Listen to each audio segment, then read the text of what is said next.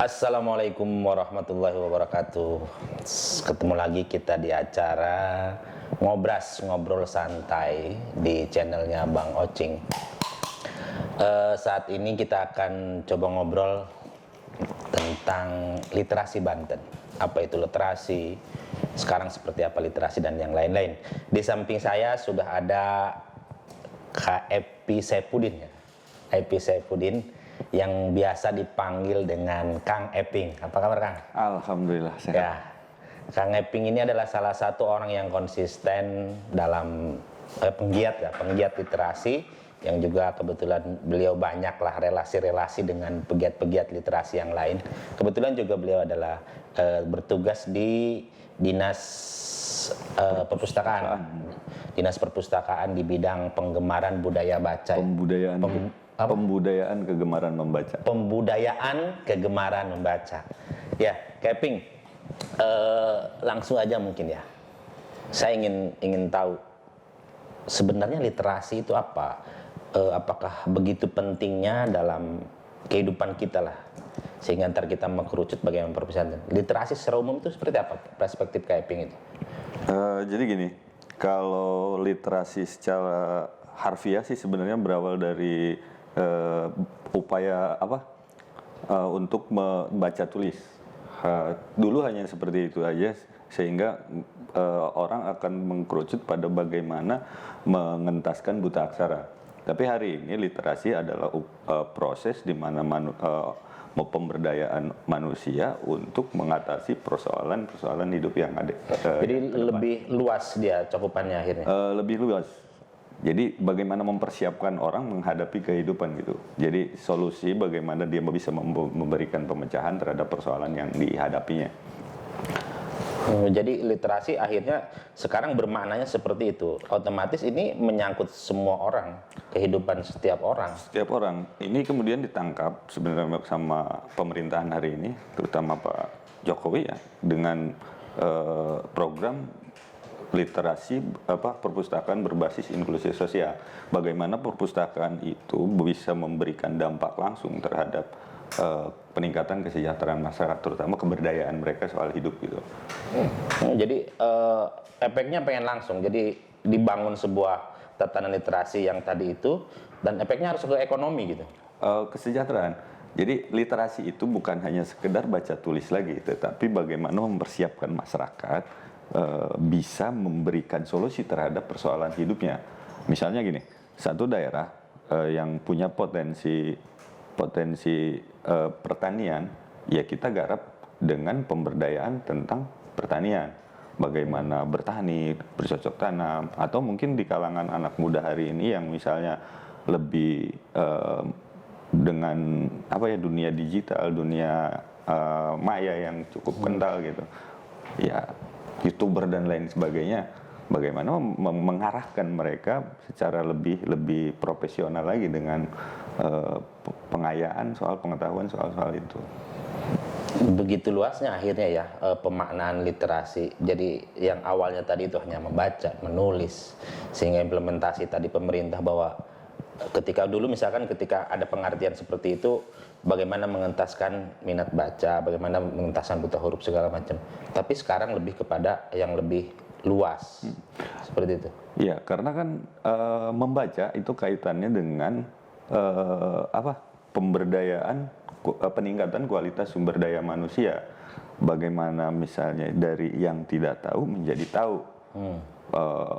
Buku itu kan arahnya ke sana, bukan kalau pengetahuan yang kemudian ditransfer itu membaca buku.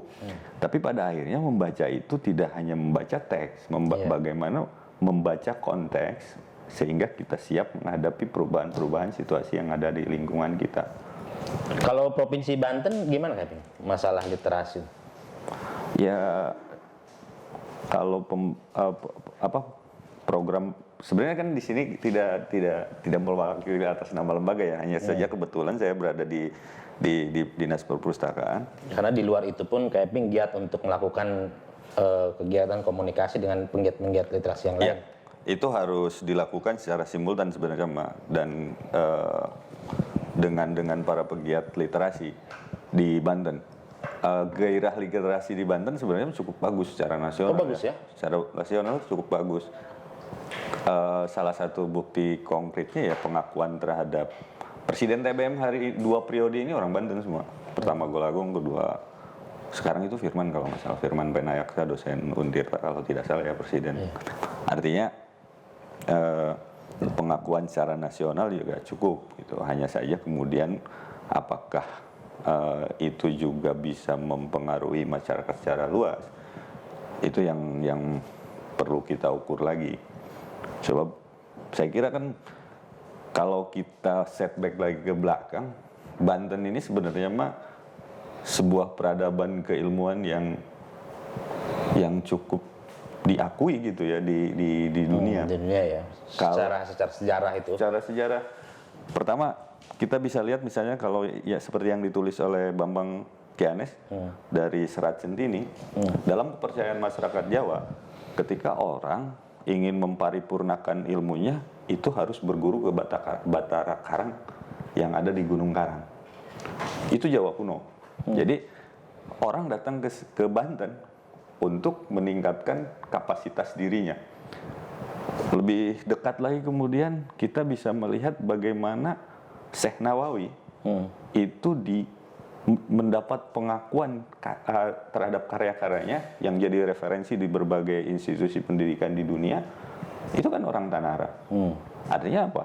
Bahwa mereka Banten sudah banyak melahirkan, sudah punya tradisi yang cukup untuk proses pengembangan manusia. Kalau ada lagi misalnya ketika saya ke Kasepuhan Adat Banten gitu, mereka sudah punya konsep Di daerah selatan ya, Warung Banten. Warung Banten. Tempatnya adalah Warung Banten, Kasepuhan Cibadak. Salah satu juru bicara juru bahasa istilahnya. Juru bahasa Kasepuhan Adat Banten Kidul itu pernah bicara sama saya bahwa mereka sudah punya konsep tentang pengembangan sumber daya manusia. Ada 4 tahap untuk mengembangkan sumber daya manusia. Paling tidak ini menurut tafsiran saya. Pertama, neangan luang tipa pada urang. Neangan luang di papada urang. Tipa pada urang. Tipa pada urang. Dari kita. Karena proses ngobrol kayak gini kan adalah proses interaksi saling memberi dan menerima ilmu gitu. Jadi diskusi lah kalau dalam bahasa sekarang. Kemudian yang kedua adalah neangan luang tina daluang. Saya tanya kan daluang itu apa? Dia bilang kertas bertulis yang ada tulisannya. Buku berarti kan. Neangan luang tina daluang. Yang ketiga neangan luang tina kalangkang. Neangan luang tina kalangkang. Kalangkang itu kan bayangan kalau bahasa Indonesianya. Kita bisa melihat misalnya proses tumbuh cabai. Itu menjadi pelajaran bagi kita. Bagaimana membuat misalnya pertanian sebuah proses lah. Atau misalnya Soekarno kan tidak ujug-ujug menjadi orang yang besar. Tapi dia ada proses. Nah itu yang kita harus tangkap sebagai inspirasi bagi kita semua, proses menjadi gitu. Kalangkang itu. Jadi inspirasi terhadap apa yang ada di sekeliling kita. Yang terakhir adalah neangan luang tina haleuang. Haleuang nyanyi kan kebudayaan. Dia bilang semacam kebudayaan, kesenian. Orang dulu itu membuat kesenian, misalnya golek, wayang golek, jaipongan atau itu syarat nilai. Yang itu sebenarnya mah bisa nilai yang ingin diwariskan kepada generasi selanjutnya. Walaupun kemudian hari ini misalnya menjadi media hiburan semata, tapi pada tahap apa enggak. Nah 4 prinsip itu kan lahir ketemunya lah, kayak Ping ketemu 4 prinsip itu di Kasepuhan Cibadak. Kasepuhan apa sih? Cibadak. Kasepuhan Cibadak di ujung selatan Banten sana. Itu kan prinsipnya pasti udah lama. Oh iya. Udah lama. Iya. Tapi ketika kita pelajari itu masih relevan ya untuk saat ini gitu. Saya pikir itu adalah kearifan lokal bagaimana sebenarnya masyarakat kita ya secara tradisi sudah mempersiapkan generasi selanjutnya menghadapi perubahan-perubahan yang terjadi di lingkungannya. Kalau perubahan itu hanya satu-satunya kepastian dalam hidup gitu, selain mati. Nah, Ping tadi kan dikatakan bahwa literasi di Banten dibilang bagus lah. dibilang baik lah. Secara kegiatan. Iya. Nah, ini kan berarti kan harus banyak upaya-upaya nih, upaya-upaya untuk terus meningkat kan, karena ketika dibilang baik tidak stagnan di situ kan. Oh iya. Harus upaya di samping sejarah kita sudah besar dalam persoalan itu, kalau misalkan tidak ada upaya-upaya misalkan dari pemerintah, dari setiap orang pun yang didorong oleh pemerintah juga, ini kan harus ada apa upaya-upaya khusus itu, Eping. Apa yang dilakukannya untuk terus meningkatkan tadi itu literasi? Oleh pemerintah. Oleh pemerintah kan pasti mengendorse juga swasta-swasta, kerjasama dengan penggiat-penggiat yang lain. Kalau saya sebagai abdi negara sih sebenarnya mah cukup bersyukur dengan keberadaan para relawan yang bergerak di bidang literasi itu. Mereka hidup tanpa apa ya, ketika misalnya dukungan pemerintah juga terbatas terhadap mereka, tetapi mereka bisa jalan. Ini banyak hal yang dibuktikan di beberapa tempat sepanjang hampir 3 tahun 4 tahun ini saya bergulat di wilayah itu. Tapi bagi pemerintah sendiri memang itu harus dilakukan secara apa ya, secara komprehensif gitu ya. Karena menyangkut banyak hal. Pertama misalnya kalau kita mau menggenjot budaya literasi di tingkat siswa ya, sarana prasarana di sekolah ya harus mendukung. Dan itu supporting terbaik atau supporting yang paling signifikan itu pasti dari pemerintah dong. Harusnya. Faktanya gini, ketika misalnya saya ke salah satu SD paling ujung di Pandeglang ya, saya sebut Pandeglang, di ujung kulon, di desa Ujung Jaya kalau nggak salah. Saya pernah tanya sama anak-anak itu, pernah baca buku nggak? Suka baca buku nggak? Atau suka katanya. Dan memang perpustakaan keliling kita bawa itu penuh sama anak-anak. Cuman ketika misalnya sudah berapa buku yang bisa dibaca atau buku naon dibaca jauh, cek budak leutik kata anak kecil itu kan. Apa yang harus saya baca? Wong bukunya aja nggak ada. Fasilitasnya nggak ada ya? Fasilitasnya nggak ada. Artinya kan sekolah sebenarnya harus menyediakan tidak hanya buku paket yang diwajibkan sekolah, buku bacaan lain sebagai sarana pendukung yang sesuai dengan tingkatan mereka. Ya kalau anak SD dikasih novel kelepotan juga kan, mungkin buku bergambar dan banyak itu tersedia. Atau ketika misalnya saya ke warung Banten, itu cukup ramai orang mendatangi pusling. Karena bagi Pemprov Banten sementara ini yang bisa dilakukan selain misalnya kita terus berkomunikasi dengan para pegiat literasi, juga melakukan treatment dengan mendatangkan ke lokasi-lokasi yang hampir mungkin tidak terjangkau oleh perpustakaan melalui perpustakaan keliling. Dan Banten masih berat, maksudnya untuk memang ke pelosok masuk gitu, masih hitungannya berat masih. Cukup berat karena satu medan ya, terutama untuk daerah Pandeglang, Lebak dan sebagian Serang itu agak berat juga medannya. Tapi kalau untuk wilayah Tangerang memang ya sudah relatif lebih bisa aksesnya lebih mudah lah ya. Bagus lah.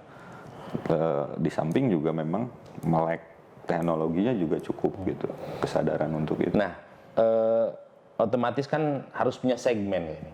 Jadi ketika bicara kita penguatan literasi, peningkatan literasi, mungkin kan ada ketika penguatan literasi yang dilakukan pemerintah lah misalkan untuk supporting teman-teman penggiat yang lain, ini ada bicara segmen nggak? Bicara segmen masyarakat. Misalkan tadi itu penguatan di perpustakaan sekolah, berarti kan segmennya ini pokoknya fokus utamanya sekolah. Ya, itu kan melibatkan banyak institusi. Pertama pemerintah kabupaten kota untuk SD, SMP, dinas pendidikan. Iya. Kalau untuk SMA ya, guru, tenaga pengelola perpustakaan. Perpustakaan itu kan hanya tempat menyediakan buku. Bagaimana dia menarik? Iya. Itu harus ada pengelola yang cukup profesional. Dan keterbatasan sekolah hari ini adalah minimnya tenaga perpustakaan yang memang punya basic pendidikan yang cukup untuk mengelola perpustakaan. Seringnya sekolah itu apa ya? Karena misalnya satu guru karena jam pelajarannya kurang, ya udah taruh di perpustakaan. Atau memang karena tidak ada orang lagi taruh di perpustakaan. Sebenarnya basic dia untuk mengelola perpustakaan ya mungkin harus banyak perlu ditingkatkan. Yang mengelola perpustakaannya. Pengelola perpustakaan itu benda kan, suatu tempat ketika misalnya tidak menarik. Ya, susah orang Ya datang. susah. Karena fungsi perpustakaan itu tidak hanya melulu soal baca, tetapi dia harus punya fungsi rekreasi, penelitian, terutama penelitian pengelolaan buku ya. Terus yang jarang dilakukan adalah fungsi rekreatif. Jadi orang udah males baca, nyampe ke situ tampilnya menarik. buku doang gitu ya. Iya. Di rak-rak udah bukunya bingung mau ngapain gitu kan. Pengelola perpustakaan itu harus kreatif mengelola perpustakaan supaya menarik orang untuk masuk. Datang. Bukan hanya naruh buku, merapikan buku ya. Tapi Keping percaya bahwa itu akan menjadi daya pendorong orang ketika udahlah perpustakaan ini taruh di sekolah, taruh di kantor desa atau segala macam, yakin itu untuk bisa meningkatkan gitu budaya literasi di kita. Itu kan sarana prasarana, yang paling utama adalah proses kesadaran. Kalau membaca itu proses kesadaran orang untuk berkembang. Jadi tanpa kesadaran membaca, orang yang tiap hari di perpustakaan juga belum tentu mau membaca. Cara membangun kesadaran itu Mereka harus sadar bahwa sadar sendiri. enggak, maksudnya orang itu kan akan terus menghadapi perubahan-perubahan lingkungan. Iya. Ya kan? Kompetisi antar manusia yang semakin banyak ini ya harus dihadapi dengan peningkatan kualitas diri dong. Kalau kualitas dirinya rendah, ya siap-siap menjadi orang yang terpinggirkan. Kalau dia sadar bahwa hidup itu punya tujuan,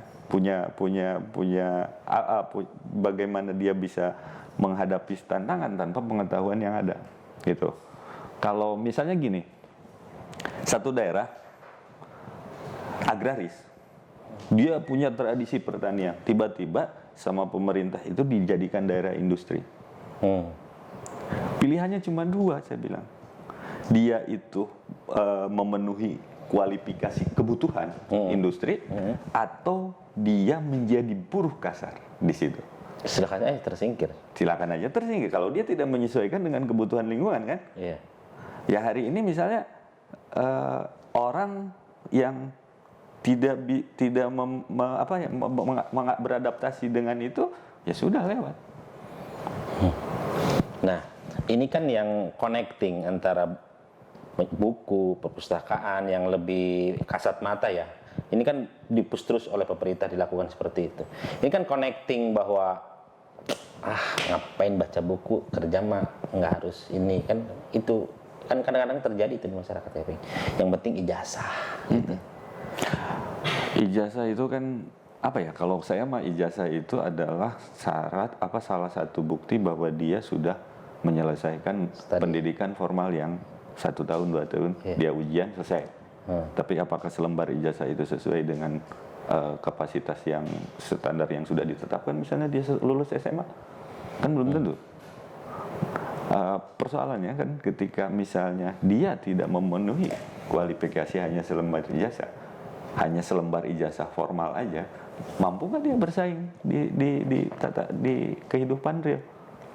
Yang hebat itu kan perpustakaan itu, buku akan menciptakan, kalau dilakukan dengan baik, akan membuat orang yang khusus misalnya dalam lembaga pendidikan, dia bisa melampaui selembar ijazah yang dia punya secara kualitas. Itu harusnya yang kesadaran itu itu harus tumbuh gitu. Kita ini kan konon kabarnya kalau menurut BKKBN sedang berada dalam tahap bonus demografi 2020-2030, di mana kelas usia produktif itu akan lebih banyak daripada usia non produktif. Usia non produktif itu kalau tidak salah dari 0 sampai 18 atau 20, dari 65 ke atas. Artinya penduduk Indonesia itu banyak di usia 20 sampai 50 usia produktif. Itu disebut bonus demografi sama BKKBN karena orang yang dalam usia produktif akan menanggung usia non produktif. Jika itu dibarengi dengan kualitas sumber daya manusia yang cukup. Nah, ini akan berubah menjadi krisis demografi manakala orang yang penduduk yang dalam usia produktif tidak bisa menghadapi perubahan zaman. Justru jadi beban sosial yang akan cukup tinggi gitu yang menciptakan banyak hal. Nah, di saat itu tadi Keping, ketika misalkan optimalisasi perpustakaan yang buku-buku fisik dan yang lain-lain itu udah efektif apa belum ketika dihadapkan dibandingkan dengan semua orang sekarang udah punya gadget Keping di zaman sekarang itu udah disajikan di situ ada e-book dan yang lain-lain gitu kan, di samping harus berebut juga dengan game dan yang lain-lain gitu ya. Ini yang jadi tantangan sebenarnya ketika perpustakaan di era hari ini. Tapi bagi beberapa orang, terutama generasi saya lah, generasi saya. Ini Keping generasi tua ya? Apa mau tua sedang? Sedikit tua lah, menjelang tua.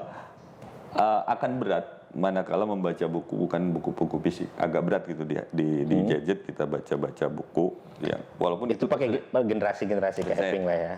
Hari ini generasi teman-teman yang sedang tumbuh itu kan berhadapan dengan banyak hal, game, media sosial dan lain sebagainya. Apakah ini mau dibiarkan? Ya. Kan gitu. Nah, peran keluarga, sekolah itu cukup punya peran yang signifikan terhadap kondisi mereka di masa depan. Kenapa harus kita kasihkan keluarga juga? Ya, mereka kan guru yang pertama di rumah. Oh gitu. Iyalah, guru yang orang yang paling tanggung jawab pemerintahnya sebelah mana? Maksud saya gini, peran mereka itu kan harus secara simultan dilakukan. Bareng-bareng lah ya. Bareng-bareng. Orang tua, sekolah. Pemerintah kemudian bisa menyediakan sarana dan prasarana yang cukup di sekolah, di sekolah, di dunia, di lingkungan mereka untuk mendukung perkembangan mereka. Tidak hanya soal misalnya kalau berkutat dengan game tiap hari kan gimana? Iya. Karena tadi itu kesadarannya bahwa banyak baca pusing, enggak juga banyak baca itu dipanggil untuk kerja gitu kan. Banyak baca akan memberikan banyak pilihan alternatif soal ya hidup. Harusnya kan seperti itu kan. Ya. Harusnya kan seperti itu. Ya itu menjadi target ya, bahwa dengan membaca banyak pengalaman di situ, ketemu orang, ketemu dunia, ketemu segala sesuatu dalam buku itu kan. Banyak hal kita ketemu. Sebenarnya tantangannya sama sih kata menurut saya mah. Masa kecil generasi saya mungkin ucing-ucingan, malam bebentengan gitu kan. Itu akan menghabiskan banyak waktu di luar. Hari ini generasi hari ini ya mungkin gadget. Disitulah saya pikir peran orang tua yang bagaimana meng-create anak itu, misalnya dia bukan berarti dia tidak boleh main ya, karena masanya memang. Tetapi bagaimana membuat komitmen si anak selain misalnya memenuhi kebutuhan hasrat mainnya itu dengan bagaimana dia mengembangkan dirinya sesuai bakat yang dia punya. Tapi sulit nggak itu Keping membangun kesadaran tadi itu, bahwa dia ya banyak baca, HP juga digunakan dengan baik segala macam, sulit menurut Keping? Tergantung sih kalau saya mah melihatnya. Ini kan peran sisi pemerintah deh, sisi bidang Keping. Kalau kita kan lebih ke urusan-urusan formal, tidak bisa masuk ke dalam urusan keluarga ya. Bagaimana misalnya di sekolah, di masyarakat. Kalau di masyarakat secara umum kita komunikasi sama penggiat literasi yang di non formal itu, TBM misalnya, rumah baca dan lain sebagainya, apapun sebutannya, kita bisa kerja sama super kegiatan, membuat event-event. Atau misalnya kalau ke sekolah kita bisa lebih paksa bagaimana agar siswa misalnya baca. Kan guru juga kan punya peranan penting dalam posisi ini gitu.